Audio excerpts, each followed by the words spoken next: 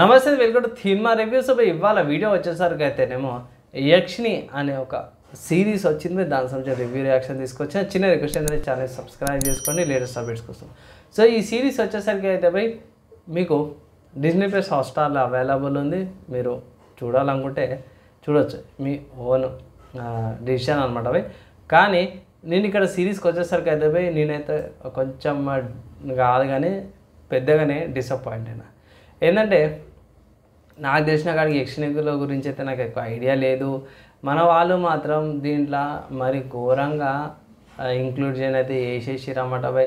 So అట్లా వేసింది ఇట్లా వేసింది కాబట్టి ప్రేమలో పడ్డది కాబట్టి 100 మందిని చంపాలి అది ఇది అన్న ఆ ఒక్క పనికిరాని శాపం ఏదో చూపించారు అది ఇది అన్నట్టు పర్టికులర్గా వీలైన టార్గెట్ చేస్తున్నట్టు చూపించారు. అండ్ ఇంకొకటి విషయం ఏంటంటే మెయిన్ లీడ్ యాక్టర్ ఎవరైతే ఉన్నారో కొంచెం ఎక్స్పోజింగ్తో బోల్డ్ లుక్తో ఎక్కువగా అనిపించింది నాకు. యాక్టర్ యొక్క పర్ఫార్మెన్స్ కనిపించలేదు, ఆమె కంటే కూడా వేరే యాక్టర్స్ యొక్క పర్ఫార్మెన్స్ బాగా అనిపించింది. ఇక్కడ మంచి లక్ష్మి గారు ఎవరైతే ఉన్నారో ఆమె యాక్టింగ్ బాగుంది బై, ఆబ్వియస్గా ఆమె బాగుంది. మెయిన్ లీడ్ యాక్టర్ అది ఫీమేల్ కంటే కూడా మేల్ యాక్టర్ది మంచిగా అనిపించింది. సో ఈమె శాపం పోవాలంటే 100 మందిని చంపాలంట. అదేం శాపం రా నాయనా, అట్లా శాపం ఇస్తారు అసలు లాజిక్ లేని సెన్స్ లేని సీను.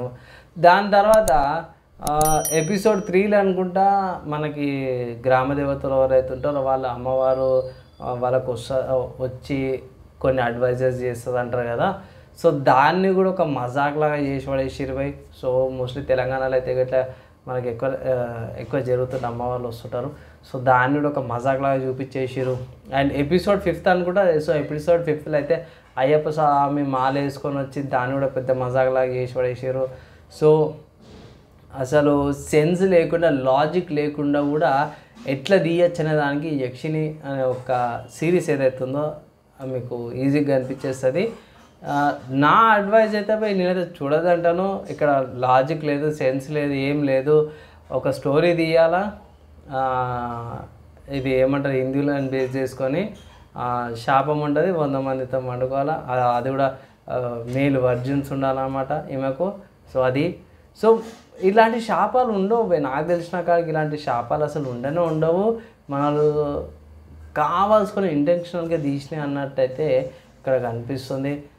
కమింగ్ టు ఏదైనా మంచిగా ఉందన్నా మంచిది చెప్పన్నా అంటే దీంట్లో మంచిగా చెప్పుకోవాల్సింది ఏంటంటే యాక్టర్స్ మంచి యాక్టర్స్ని తీసుకోరు. కొంతమంది యూట్యూబర్స్ 2-3 యూట్యూబర్లను కూడా చూసిన నేను.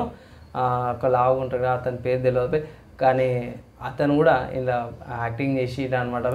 అండ్ విఎఫ్ఎక్స్ అక్కడక్కడ కొన్ని విఎఫ్ఎక్స్ షార్ట్స్ ఏవైతున్నాయి బాగున్నాయి కానీ అక్కడక్కడ బిస్కెట్ కూడా చేసినాయి. అండ్ మన విలన్ రోల్కి మాత్రం జర బాగా నచ్చిపోయి అతనికి మంచి స్కోప్ వచ్చింది అనుకోవచ్చు. మన విలన్ ఎవరైతే ఉన్నారో విలన్ క్యారెక్టర్ మాత్రమే చాలా అంటే చాలా మంచి వచ్చింది అజయ్ గారికి. నాకైతే యక్షిని సిరీస్ ఏదైతే ఉందో బై ఆక్వర్డే కాదు చాలా మిస్లీడింగ్ ఉందనిపించింది. అందుకే స్టోరీ పరంగా నేనైతే దీనికి 0 స్టార్స్ ఇచ్చేసిన బై. విఎఫ్ఎక్స్ వర్క్కి, యాక్టర్స్ యొక్క పర్ఫార్మెన్స్కి అండ్ మిగతా వేరే జానర్స్ ఉంటాయి అవన్నీ కూడా కలుపుకొని బై 1.5 ఇస్తున్నా. మోస్ట్లీ నేనైతే స్కిప్ చేయండి అనేసి అయితే చెప్తాను. మోస్ట్లీ సోది ఉంటుంది, సింపుల్గా ఏం లేదు, స్టోరీ అయితే పెద్దగా ఏముండదు. మనడు ఏమో పెళ్ళి చేసుకోవాలనుకుంటాడు, విరక్తి వచ్చేస్తుంది, నేను చచ్చిపోవాలనుకుంటాడు. సో అయితే ఈమెకేమో యక్షిని 100 మంది వర్జన్స్ కావాలా, 100 వాడు దొరకడం కష్టం, ఈమెకేమో ఈజీగా దొరికిపోతుంది.